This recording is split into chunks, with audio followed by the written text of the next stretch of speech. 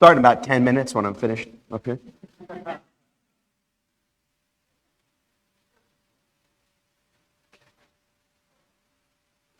All right. Good evening, everyone. Have a good day. I don't know how many injuries there were this afternoon. I saw many and varied catastrophes. But anyway, hopefully you're all recovered now and you'll sleep very well tonight. Thanks so much, everybody. Just a bit of an introductory comment here. Thanks, everybody, for all your discussion. Thank you for all the chats over lunch and this afternoon. And thanks for being so engaged. It's really just fantastic to be with you guys. And yeah, to really get into your hearts and get into your minds. And we're going to do that a little bit more tonight. And I'm hoping that tonight will be a really special one. So we really left David in an amazing place as he took his role within Israel, taking this leadership role out and with the army and taking Goliath and just becoming this national hero. But there's actually another little place that David also was a hero, a micro hero, a bit of a mini hero, and that's actually in Saul's house. And as we begin to turn our thoughts to Saul's house, we don't first meet David in Saul's house after Goliath. He's actually been there before. And I'd like to begin tonight just by looking at the end of 1 Samuel 16. Now, there's a little bit of a challenge with 1 Samuel 16 because it's kind of hard to place it in the chronological narrative. In the first number of verses in 1 Samuel 16 that we looked at this morning, obviously we have Samuel anointing David to be king. David takes Goliath in chapter 17. Then chapter 17, obviously this is partly David and Goliath and partly some new information. But then you have this, what appears to be something that was a bit out of order. You have David called to help Saul in his house through his just wonderful, amazing gift of music. And then that possibly leads into 1 Samuel 18 as we begin to look at Jonathan. So there is a little bit of a challenge when we read this chronologically. I'm not going to try to solve that, but I would love to chat maybe tonight over a coffee over how you think you can solve this bit of a conundrum here. But I don't want to really focus on that. I'm going to assume that it's actually out of order. And so I want to deal with David in Saul's house now. And this is a great lead up into David's relationship with Jonathan, because remember, of course, Jonathan is in Saul's house. So let's have a look at a few verses at the end of 1 Samuel chapter 16. So 1 Samuel 16, verses 14 through 23.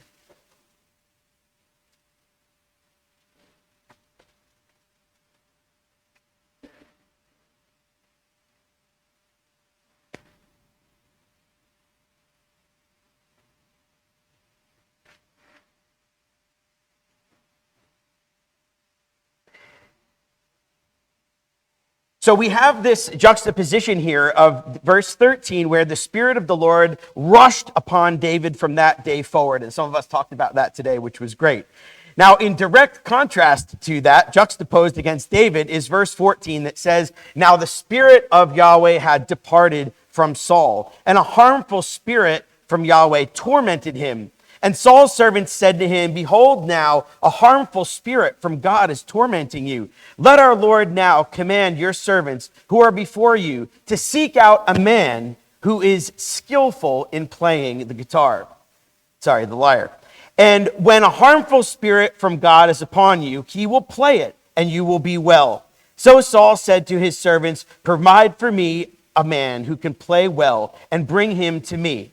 And one of the young men answered and said, 'Behold, I have seen a son of Jesse, the Bethlehemite, who is skillful in playing, a man of valor, a man of war, prudent in speech, a man of good presence, and the Lord is with him.' So therefore Saul sent messengers to Jesse and said, 'Send me David, your son, who is with the sheep.'" Now, we get some interesting information here about David. King James isn't super helpful here. I'm reading from the ESV, and I hope that helped a little bit. But when you combine the ESV, Holman Christian Standard, and the Net Bible, David is kind of one of those frustratingly talented people. Know anyone like that? That just seems to just have like everything, like the whole complete package. So just think about this for a moment. The guy's skillful in playing the lyre, the harp, the guitar of that day. He's a good musician. It's what he does. He's also a man of valor, a valiant man. He's brave. He's a man of war. He's a warrior. He's a good speaker. He's eloquent. He's articulate. He's a man of good presence. He's handsome. He's good looking. And if that wasn't enough, the Lord is with him. If that wasn't enough. David in this amazing section here is really lifted up for all of his talents. He's got all of this talent. And young people, to whom much is given, much shall be required. David is going to have to exercise all of these talents and harness all of these talents for good. But he is known around town. These are not hidden talents. These are not talents that he buried, wasn't able to use. He had them, but he just hid them because it wasn't something that they did. No, David was open, and he expressed and used the talents that God gave him for God's glory, and so much so that he was known. People in town knew. Edersheim describes it like this. This is a bit of a commentary on what it would have been like in Bethlehem and how Saul, and by extension Jonathan, what they would have known about him, or at least what they would have heard about him. And just thinking about David on those plains of Bethlehem. And to think how in those very plains, the shepherd king may have watched his flock in the quiet of the starlit night and pouring forth accents of praise.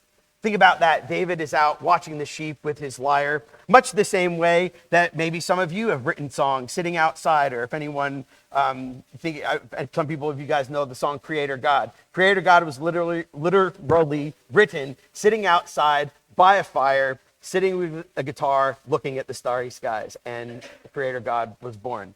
And how many of David's songs were born that way? Sitting out there, thinking about God, pondering about God, thinking about that as he was looking over the sheep. And no doubt, he goes on to say, no doubt this talent of David also, though probably only viewed as a worldly gift, became known in the neighborhood. And so when courtiers of Saul suggested music as the well-known remedy in antiquity for mental disturbances, one of the servant men in attendance, probably a native of the district around Bethlehem, could from personal knowledge recommend David, who was cunning, knowing of speech, and the Lord was with him. So I want to just think about this just for a moment. David is in Saul's house, and Jonathan is watching this happen. Have you ever been with someone looking after one of your parents that was sick? You ever been in that scenario before? When someone that you know comes and actually ministers and supports your parent, or somebody else that you love, it really draws your heart to them.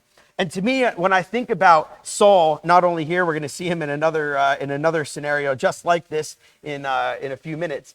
Fundamentally, when we look at this, we think about Jonathan in that house thinking, man, I am so glad that somebody like David exists to actually help and support my father in this manner.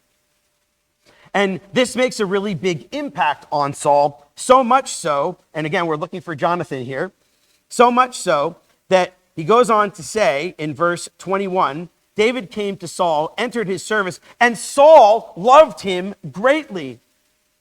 And he became his armor bearer. Now that's interesting. He didn't become his in-house musician, but he also technically was. All of his talents being used. He's a man of valor, and he becomes his armor bearer. But also, goes on to say, Saul sent to Jesse, saying, let David remain in my service, for he has found favor in my sight. And whenever a harmful spirit from God was upon Saul, David took the lyre and played it with his hand. And Saul was refreshed and was well, and the harmful spirit departed from him. Now listen, I don't know what's going on at Suburban, but last time you guys did this, there was no joy. What's going on? You guys, you should be happy with lyres. They bring joy. They're meant to be a joyful instrument. Anyway, I don't know what's going on there at Suburban. But There was many instruments, and when you go back and you look at ancient instruments and their use, what was most powerful about these instruments, that was powerful in David's life, was that they were portable. They were small. They weren't big organs and pianos. They were portable instruments. They were able to be brought out to campfires. They were able to be brought out to your job. They were able to be in the back seat of your car or your chariot or whatever it is that you had then. There were many beautiful instruments. And if you think about shepherds often can actually play flutes to actually bring their flocks to them. And I have a feeling that David did this. If anybody wants to see a video of this, I can sort of show you what it looked like. When I was in Israel, I actually saw, anybody ever, raise your hand, have you ever seen that? A shepherd playing a flute for their sheep? Anyway, give it a try. Anybody got a flute here? There's some sheep right down at the end of the road. You can just give it a try. And to me, David, he employed these instruments for a number of things, for mental health, for stability, for writing music. And when instruments, whatever kind of instrument, whatever it is, if it's used for the glory of God and it's harnessed to make a difference for other people and to bring honor and praise to God, it's something that we should lean into and use. Do not, young people, bury your talents. And I know that there's many of you that are out there and very similar to me. I know you guys play the lyre. It would be great if you continued to do that, because we need more people who are skillful in this way to learn how to play our songs, learn how to play our hymns, so we don't lose these wonderful hymns of our heritage that we have. And David is the great example of that. So much so that later on in his life, David wasn't even okay just with his lyre. He said, that's not good enough. I need more instruments. And the scriptures go on to say that David actually invented instruments. He said, what we use right now is not good enough. It's not just okay to be status quo. We need more. He wasn't even happy with the instruments that were available, so much so that he invented instruments. This is the passion of this man. And it all comes in this early section here where David is ministering to Saul, a very uncanny support of David, and it doesn't become that way later. And what I'm just hoping that you guys will do is just think about music in the ancient world and think about how we can use it. And thank you so much to everybody who sung just before. Continue to do that. The best part about this is that David could take his instrument anywhere. He could take it wherever he wanted, and in every place that was hallowed ground, he was able to pour forth the praises of his God. And one question that I have for y'all is, who taught it? Any ideas? Where did he learn how to play the lyre? Like, he's not just like a casual player, right? I know like Elliot's like a casual lyre player, right? He's good. He really knows how to play. Where did he learn how to play? Well, here's my suggestion. I think God gifted it to him. Some people are just natural at music. It just comes. I think God endowed him to be a warrior poet. He gave this boy the gift of song to be able to bless others, and he exercises it in this chapter. And I think Jonathan saw it. Jonathan was able to see it and appreciate it, and I think it was a huge part of the early observations that Jonathan had about David. Flip over to 1 Samuel chapter 17. And let's just look at the very end of the chapter.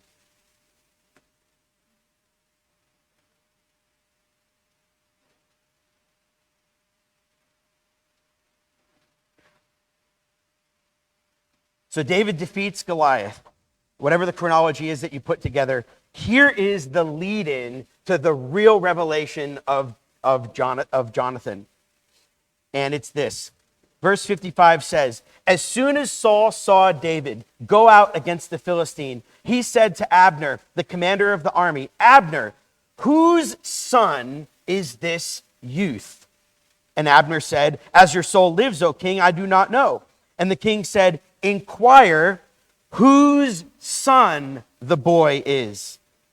And as soon as David returned from striking down the Philistine, Abner took him and brought him before Saul with the head of the Philistine in his hand.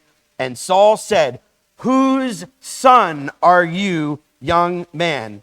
And David said, I am the son of your servant Jesse the Bethlehemite. I've emphasized that, of course, on purpose. What is the strange thing that doesn't get asked here? Who are you? What is your name? Does not get asked. Saul's main concern here is, whose son are you? According to Saul, he was a youth. He's just a youth. Whose son is the youth? I want to know what lineage you're from. I want to know what parentage you have. I want to know all about your lineage. I want to know about your family tree. And all he said was, I am the son of your servant, Jesse the Bethlehemite. Now, we found out in chapter 17, I read it in brief earlier this morning, that Jesse was old. In chapter 17, he doesn't appear to be someone who was of a very great reputation. And David's brothers, particularly, David's brothers are there trying to become part of his army. But as far as Saul was concerned, nobody had any reputation. And even David feels this way. I am of no reputation. It comes up in chapter 18 and verse 23. David is concerned, since I am a poor man and I have no reputation. Saul is concerned that his word has gone out from him. He said, whoever's going to defeat Goliath is going to be my son-in-law. So Saul's main concern is, what's your family tree? Now, what did we look at this morning? David's family tree is not awesome, and there is a suggestion, and I'll put it up right now. There is a bit of a suggestion here that David, when you look at this section right here, there's a little bit of, let's say it's not just squeaky clean right in this section here. And the logic kind of goes a little bit like this. In 1 Samuel 16, reveals that David was well known to Saul, not of a family of his local connection. Jesse had 8 sons, but regarded as no influence in the community because he was old. Older brothers couldn't speak peaceably to him. They didn't like him. It was kind of like Joseph-esque. I don't know if that's a word, but Joseph-esque. Saul then realizes that David soon is going to become his son, so he wants to know, whose son? Whose son? Not what's your name, whose son are you? And remember, all throughout the rest of this time, when his anger is flared up, what does he refer to David as? The son of Jesse. You can almost see him crunch up his face. The son of Jesse. Where is the son of Jesse? Why hasn't the son of Jesse come today? Saul really doesn't like that he is from Jesse's family. And lastly, which is kind of like the explanation of the previous slide, when you put all of the pieces together, there is a slight possibility that the Ishmaelite forced Abigail, David's sister, via David's unfaithful stepmom, via Nahash. That's kind of how that logic works. You guys will get all these slides, so you can look at them later. The main point is, after this whole thing happens, when you get now to chapter 18, let's read the first 2 verses. As soon as he had finished speaking to Saul, the soul of Jonathan was knit with the soul of David, and Jonathan loved him as his own soul. And Saul took him that day, but would not let him return to his father's house. So there is a slight suggestion here that what's going on is that Saul realizes that now I have to have this guy David as part of my family. Jonathan is happy. Jonathan saw him defeat the Philistine. He told his father that he saw it. He loved him. He knew that he was king. He knew that he was deserving of love. And fundamentally, Jonathan was happy. But Saul does not appear to be very happy. And that is going to cause a serious family dynamic challenge for David and Jonathan. And you know, young people, that is true of a lot of friendships. There are many friendships that get struck up under some family conflict. Some people that might not know the background. They might not like where your friends are from. They might not know the family, or they might not like the family that your friends are from. And sometimes these things are really challenging with friendships. Sometimes they have merit. Sometimes they have a small merit. Sometimes they your parents bring their own assumptions to the situation. But all David wanted to be seen is as David. It's really difficult when you enter into friendships and relationships and your family baggage is brought God never did that, God fortunately never did that for David, but unfortunately humans do. And we need to be ready for that and know how to navigate that in life. And so the beginning of David and Jonathan's friendship, although I believe that Jonathan observed all this beautiful talent of David, and he admired David for all of these beautiful things that he was and all these talents that he had, it wasn't going to be easy. And that's what we're going to look at for the rest of class tonight. Now, I want to ask you guys a question here. This is nighttime, so we got to talk a little bit more tonight. Got to keep you guys all awake. I want you guys to tell me, the Menti thing doesn't work because we don't have any internet in here. So I want you to just call it out from the back corner to the front here. What are some qualities that you look for in close friendship? What are some qualities that strike you as the qualities you want in a good friend? Go ahead and call them out. Go ahead. Loyalty. Yep. Yes. Okay. Challenge, iron sharpens iron. Yep. Honesty. Yep. Respect, yeah, you want respect? Compassion, sure. Trust, communication, yep. Keep going. What did you say? Intelligence, I mean, sure. Go ahead. Openness, yes, thank you. Thank you. All right, how about two more? Love. When everyone says love tonight, you have to do this. If anyone says love, you have to do this. That's the sign for love tonight. That's right. And one more. How about on that side? Someone who loves God. Sure. When I think about my best friend and I couldn't really be any different. We have very different backgrounds, different families, different talents, different abilities. And we together burn like one flame. We've been friends ever since high school. And he was in my wedding. And every time I go back to New Jersey to see him, it's like nothing has changed. What makes Todd Lindeblad, for me, so close is that almost every single thing, except for intelligence, that you guys said, no, I'm just kidding. Almost everything that you guys said really characterizes it. And I want you guys to reflect on your own friendships, and I want you to think about what marks those close friends. Now, David, he had like no friends. David was a loner. He didn't have anybody. And what he wanted more than anything was someone that could share everything that you guys said, but most importantly, that last one, someone that could share a close relationship with God. And I believe that this is something that everybody saw, but Jonathan particularly saw. Now, I'm sure you guys appreciated seeing how that video enactment kind of showed how Jonathan was there, and as he's listening to David talk and watching him take this responsibility and listening to what he's saying to Goliath, he's just thinking, I just love that young man. I really need to get to know him. I'd like to just quote something from Harry Tennant. David shot into public life like a meteor rising out of darkness. Evidently, he was comparatively unknown to many, and his ancestry almost certainly unknown to all. Young man, whose son are you? Was the question on everyone's lips. It was a question which Israelites a millennium later might have asked concerning Christ. That's an interesting suggestion, isn't it? Ancestry has played its part throughout the ages in families and nations and between nations. Fame and infamy are attached to family names. It is a good question for us to ask ourselves each day. Whose son or daughter are you? This will help us decide the course to take, the words to use, and the thoughts to think in everyday living. When I think about this, Jonathan was looking at David and just thinking, who is this guy? Where does this come from? And he doesn't know his family name, but Jonathan knew. Unfortunately, what's the answer to Jonathan asking this question? Jonathan, Saul's son, is very often how he gets described, right? Think about it. And Jonathan, Saul's son, arose and went to David in the wood and strengthened his hand in God. Jonathan, Saul's son.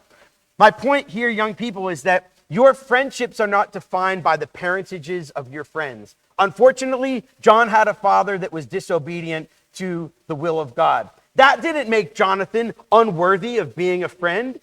Neither did David's possible questionable lineage. Neither of them cared.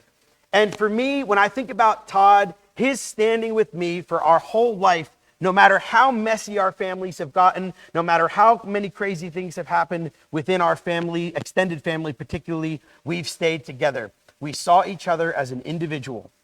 And to me, once David became known in everyday life, everybody fell in love with David, not just Jonathan. Let me show you what I mean.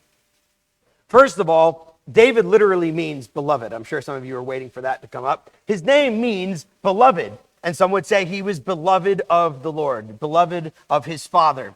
But have a look at this. Of course, we already just read that Jonathan loved him as his own soul. His soul was knit with the soul of David. He felt the same as David. And I was hoping that I could just quote from, let me flip over to my note here. I just wanted to quote something that I heard from Liv's dad, one of your Suburbans that I watched this year. Paul Yearsley said this about David.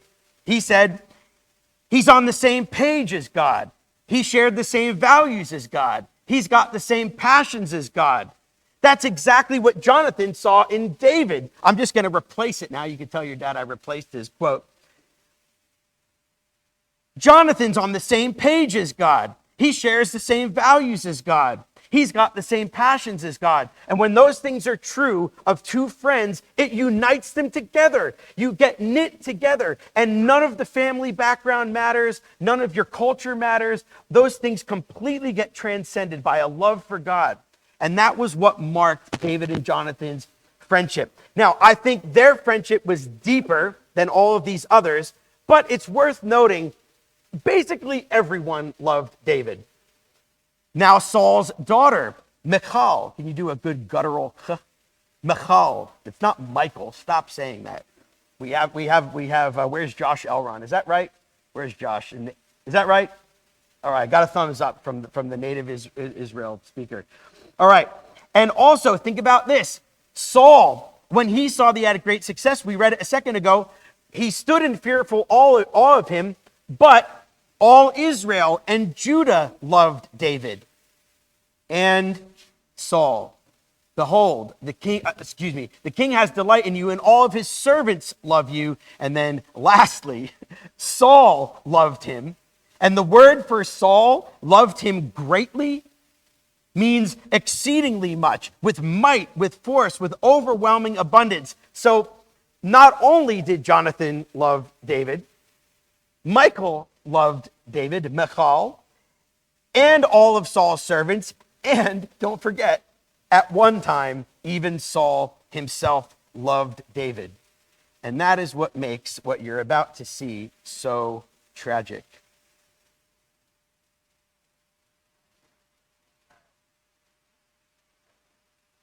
Is that sound coming through?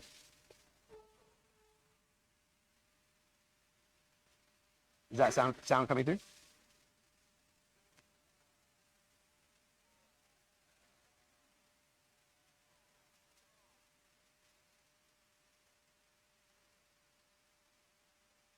You can just imagine the sound. Yeah, I'll do that.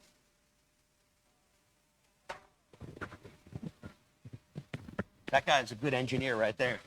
Somebody should hire him.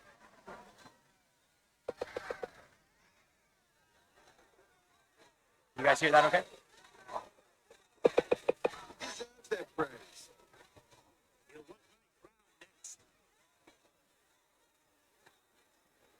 Did you guys hear that?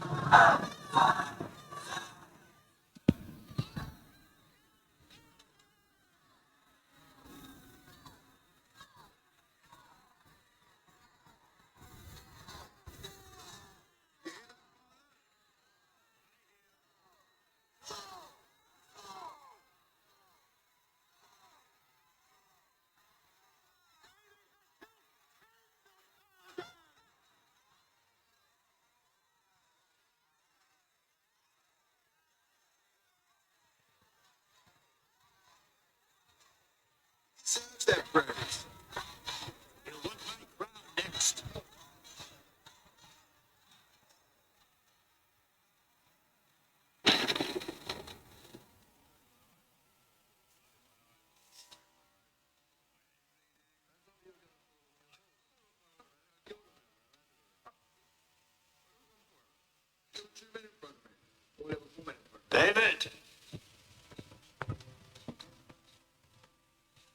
come here.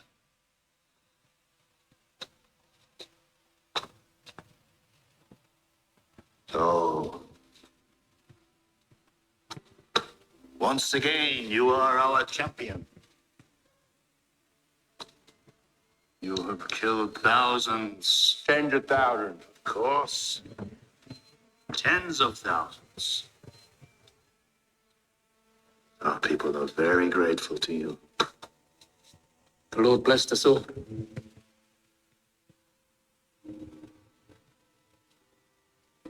I would like to reward you.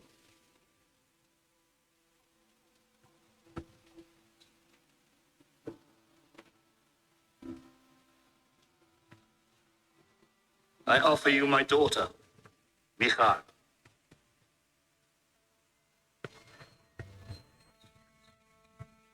Your Majesty. David, we're brothers now. In return, 100 dead Philistines. What say you? 100 dead Philistines slain by your own hand. Father,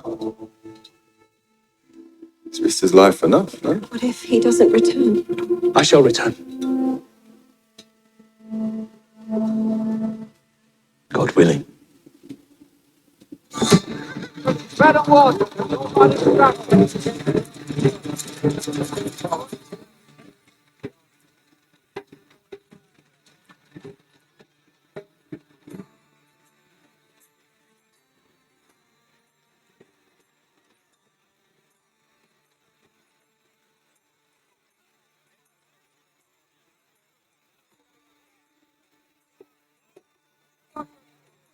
Love him like a brother, don't you? I do. As Abel no doubt once loved Cain. He wants our crown. Can't you see? No. He's loyal to us both. Nonsense.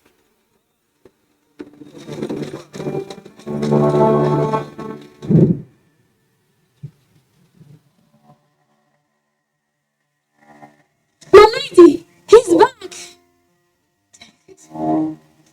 He's back! David's back!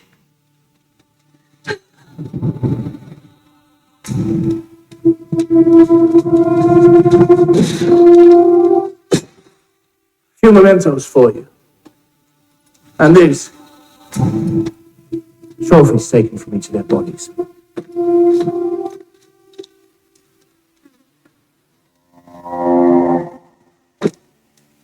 From 100 men?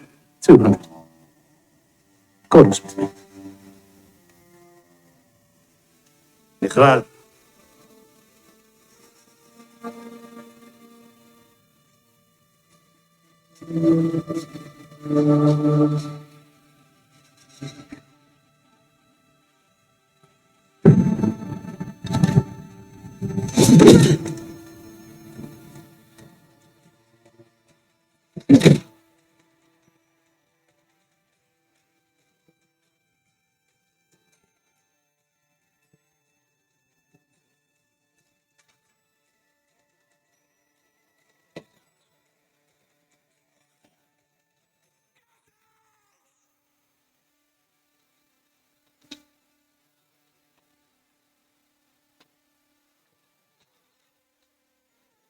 Father,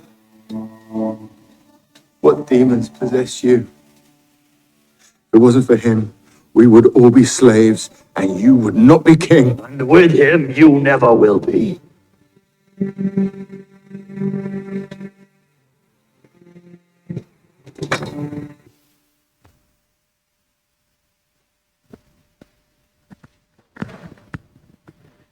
All right. I want you guys, that's basically the next couple of chapters in summary. Tell me, what do you observe? What things do you observe? Yes, jealousy, right? Saul assigned his thousands, David is 10,000s. It's just a dart under Saul. But who was celebrating it? Who was happy for it to be the case? Jonathan. What else? Yes, loyalty. Think about the wedge between Saul and Jonathan, this wedge that gets stuck between them, father and son, because of this beautiful man that's been providentially brought into their life. What else? Yep, the honesty between. Oh, dishonesty. Yep, okay. What else? Yes, Saul started to get paranoid. That's right. Yes, Jonathan having to come to his defense. That's right. We read at the end of our last talk. We read that, right? Him saying, hey, he took his life in his hands. He laid down his life for the sheep, unlike you. See how the tension in the house is beginning to build? What else? Yeah, I'm not. That's an interesting one. I saw a few laughs down here. That's what happened. Saul says, "Bring 100." David brings 200. Bit of a, it's hard to understand. It's really hard to understand that dynamic. There could be a lot in that. There could be not much in that. There could be a lot in that. Anything else? Yes, David has this God consciousness constantly. Jonathan said it. The Lord worked a great salvation. The Lord was with him. The Lord fights my battles. The Lord was with him. Verse 12, because the Lord was with him and had departed from Saul. The Lord was with David, and Saul saw it and knew. Verse 28 says, Saul saw and knew that the Lord was with David. He saw and knew that it was true, and that he knew that the Lord had departed from him. All right, so very challenging dynamic. Unfortunately, irrational behavior arises out of jealousy.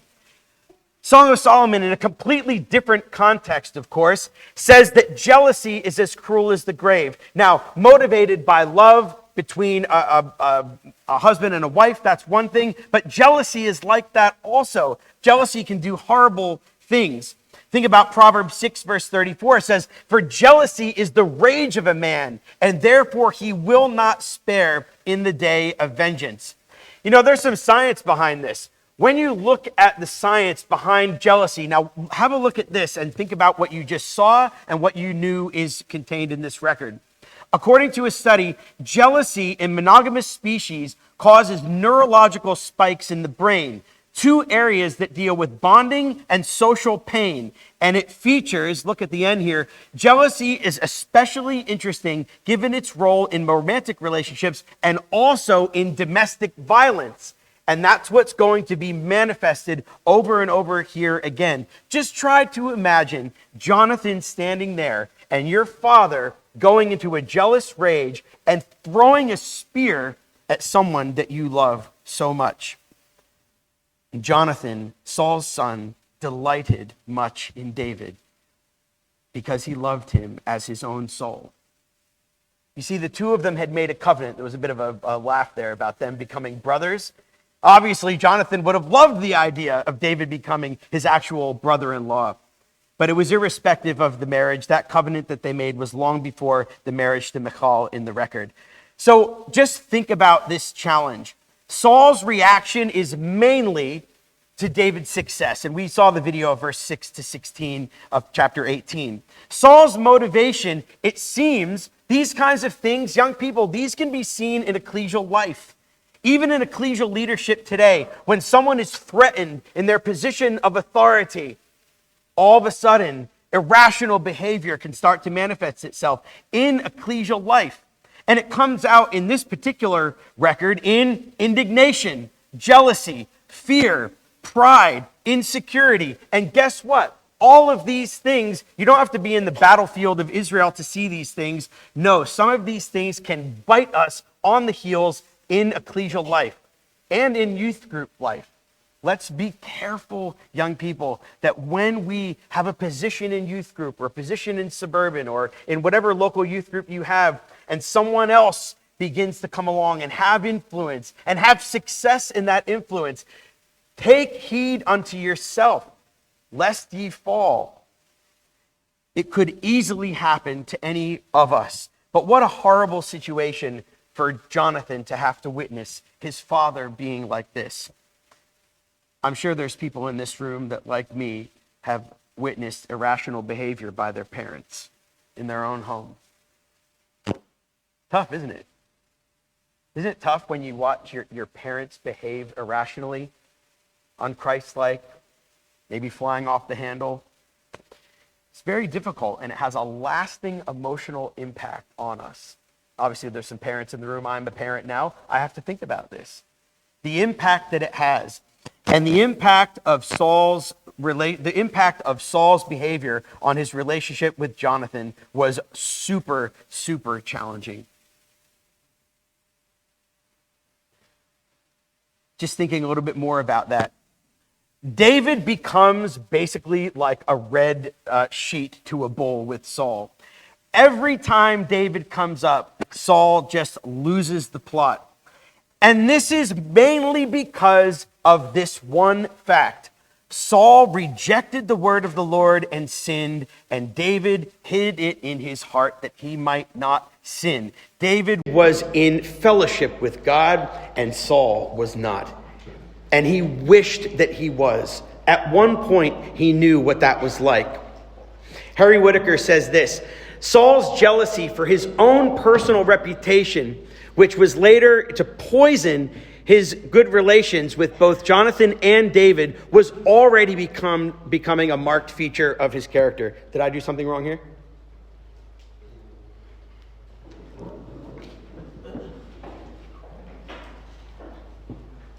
Should I wait? No, I'm just going to keep going. All right, Uncle Brian. Uncle Brian once said it like this, and I thought this was so amazing. Uncle Brian said, the divine preparation was being made as David watched the sheep and God was in the watchtower. David's crown was being made whilst he was in the hills around Bethlehem, and Saul's was lost while he still wore it. Very, very, very sad. So let's focus a little bit more on Jonathan. So we focused a lot on David, and we look at Jonathan looking at David. Let's not forget the character profile of Jonathan, because remember, the two of them make a covenant together. It's not just Jonathan that loves David. David also loves Jonathan. You remember 1 Samuel 13, when the Philistines controlled the town, they passed at Michmash. Israel was weaponless, ruthlessly oppressed by the Philistines. Jonathan and Saul were literally the only two people who had swords under the iron grip of the Philistines, who took all of their weapons. Jonathan and his armor bearer, they don't tell Saul, the people don't know, it's just the two of them, and they go up, and yet Saul's got 3,000 men. There was no faith in Israel under Saul. But for Jonathan, he had the faith to, one, he looked to providence. He looked for God's guidance and looked for a sign for God's intervention. And fundamentally, Jonathan's faith triumphs over danger. He looks for a sign from God. It's an earthquake in this particular case. And in the Septuagint version, I thought this is quite interesting. If this happens to be the case, look at this little link to David. In the Septuagint version, it also adds with darts and slings and pebbles of the field. Kind of makes sense. Saul's tribe was the tribe of Benjamin, who couldn't miss a shot with their slingshot. Maybe even in the way that they battled, maybe even in the way that they went to war, there was similarities between David and Jonathan. Now, as much as they were similar, they were also quite different. Think about this, and again, when I think about Todd and think about your friends, think about a contrast. Jonathan is from Benjamin. David is from Judah. Jonathan's from a prominent family. David's from a nobody family. Jonathan is quite a bit older than David. He's between 35 and 40. David is like 20 years old or less. Jonathan is the eldest son of a king. David is the eighth son, the last son of Jesse. Jonathan is the crown prince. David is a lowly shepherd. Jonathan is rich. David is poor. Jonathan was served by many. David was a servant. Jonathan was a commander in an army. At the time, David was too young for an army. Jonathan had the best weapons, some of the only weapons in Israel, and David had nothing, no sword, no bow, just a sling and a staff. That's it. So they were very different, but yet the same. But it's not the outside that was the same. It's the same thing for me and my best friend. And maybe that's for some of the friendships that you're forging here. Look at this. The very similar scenario, when you outline these two things together, their view of going up against the battle was very similar. There's a lot of comparisons that you can make, not only in their language, but in the scenario that happened. Fundamentally, it was the Lord's deliverance that made it the same. And the last person's suggestion, the thing that makes all the difference in your friendships is that God consciousness. And fundamentally, that is what drew Jonathan to David and David to Jonathan.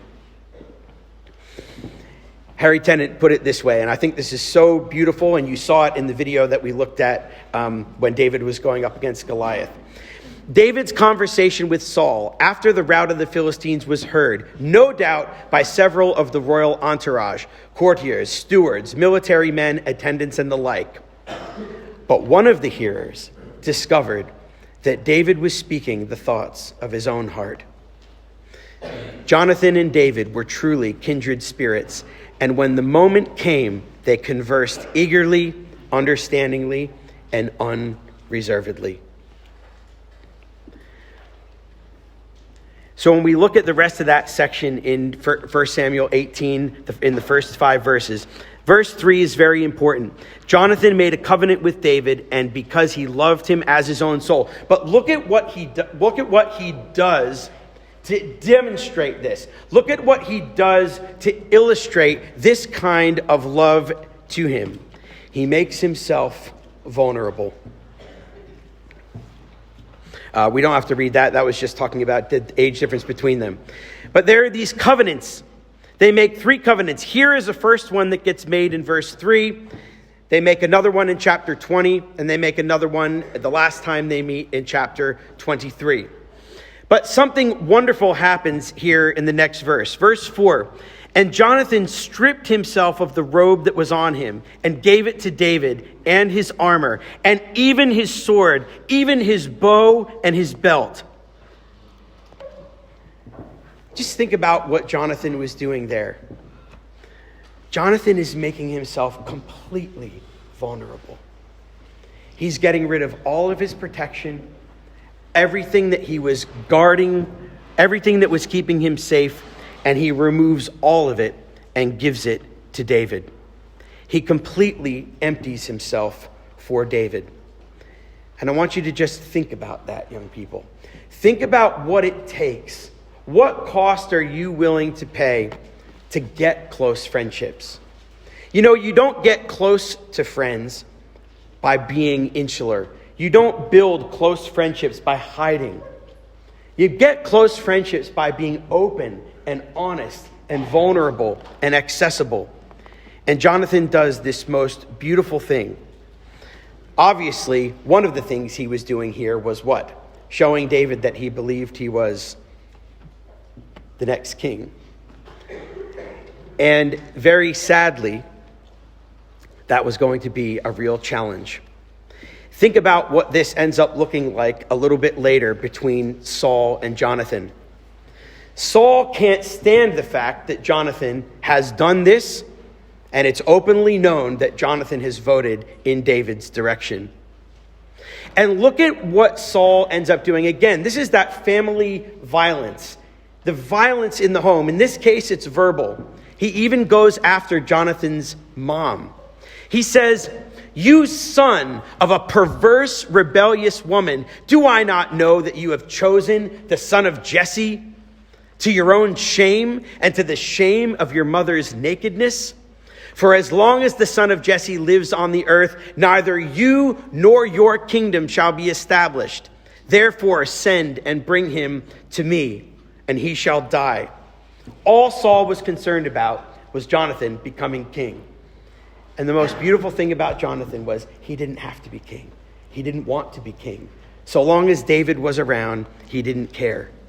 But think about how much that would have hurt Jonathan. Listening to your father say something like that about your best friend. These guys became best friends very quickly. And look what it says. He was grieved for David. Why? Because his father had disgraced him. His father had disgraced him. So I'd like to just finish by looking at a few more verses just to look at that relationship with David and Jonathan. And I'm hoping that we can make an example. Guys, you're here at Hebron to find friends like this. This is the place that you guys are going to find friendships that run this deep. So let's look, as we look at David and Jonathan as we close here, let's think about what these verses say about their relationship. And I want you guys to think about finding maybe just one, maybe two. It doesn't have to be 100, right? Someone that has many companions will come to ruin, but there is a friend that sticks closer than a brother. Look at the God consciousness between these two. Highlighting a few things. Look at everything in yellow. Look at the God consciousness between these two. The Lord do so to Jonathan, and more also, if I do not disclose to you and send you away that you may go in safety. May the Lord be with you as he has been with my father. What an amazing statement. And he says, if I am still alive, please show me the steadfast love of the Lord that I might not die, and do not cut off the steadfast love for my house forever. When the Lord cuts off, look at this knowledge, when the Lord cuts off every one of the enemies of David from the face of the earth. And Jonathan made a covenant not only with David, but with his whole house. He made a covenant with the house of David, saying, may the Lord take vengeance on David's enemies. And Jonathan made David swear by his love for him, for he loved him as his own soul. And as for the matter of which you and I have spoken, the Lord is between me and you forever. These are forever friendships. And when you build friendships on this kind of love, by the love that they have for each other, these are friendships that last forever. I think that's just quite beautiful. They loved each other as their own soul. Second one, they meet again. David rose from up behind his seat and fell on his face to the ground and bowed. Look at the reverence. Look at the respect that he has. Bowed 3 times, and they kissed one another. This is a very Italian thing to do, by the way. It's not going to happen this weekend, but I'm just saying. This is a very Italian expression. It's very Mediterranean. Think about the New Testament. Greet one another with a holy kiss. They were willing to be close enough that they could kiss one another. And they did kiss one another, and they wept together. David weeping the most. And Jonathan said to David, go in peace, for we have sworn both of us in the name of the Lord, saying, the Lord be between me and you forever, and between my offspring and your offspring forever. And he rose and departed, and Jonathan went in the city, and that was it. And here's the last one. Look at how Jonathan was able to humble himself for God's will and God's purpose with David. Jonathan, Saul's son, rose and went to David in Horesh, or the wood, and strengthened his hand in God. That was the very object of their friendship. He strengthened his hand in God, and he said to him, do not fear, for the hand of Saul my father shall not find you. Look at that faith that he has, that David will be what God anointed him to be. And he says, you shall be king over Israel. And here's where Jonathan was happy to be. And I shall be next unto you. And even Saul, my father, knows this. And the two of them made a covenant before the Lord, remained in Horesh, and Jonathan went home. Kind of reminds you of John the Baptist. So, young people, I hope that as we've looked tonight at these two, we can see exactly what Jesus said when this kind of friendship happens. What Jesus has called us friends. And when we have a friendship that's mutual with our Lord Jesus Christ, beautiful fruit comes. And there's so much fruit of obedience and service and love that came out of the relationship between David and Jonathan. And I hope that we can just, as much as possible, look for friends like that this weekend. So I hope that was helpful for you all tonight. We're going to leave it there, and we'll talk to you in the morning.